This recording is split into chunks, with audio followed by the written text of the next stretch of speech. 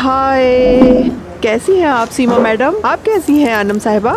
मेरी तबीयत खराब हो रही है। यहाँ तबीयत खराब करने वाली कौन सी बात है? मैं आपको कॉल किए जा रही थी मगर आपसे मेरा किसी तरह राब्ता ही नहीं हो पा रहा था। आप मेरा फोन कब सुनती हैं?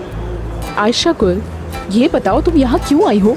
देखिए, जहाँ तक यहाँ होने की बात है उसके पीछे कहानी ये है, मैं गुडमून गई थी। जब मुझे पता चला कि आप वहाँ नहीं है तो मैं समझ गई आप यहाँ होंगी। ये दिमाग जो है टुकर टुकर मशीन की तरह चलता है। इसमें बता रही हूँ, जहर है जहर। किसी न किसी को मेरे हाथ पकड़कर मुझे रोकना होगा।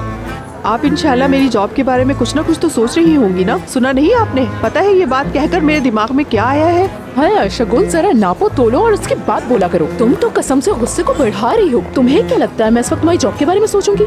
मैं वैसे ही बहुत परेशान हूँ खुदा के वास्ते। देखिए, मैं आपकी बात को बहुत अच्छी तरह समझ रही हूँ। सबकी जिंदगी में कोई ना कोई मसले होते हैं, लेकिन आप कम से कम मुझे अपने बारे में सोचना होगा। मेरी बात भी तो समझे।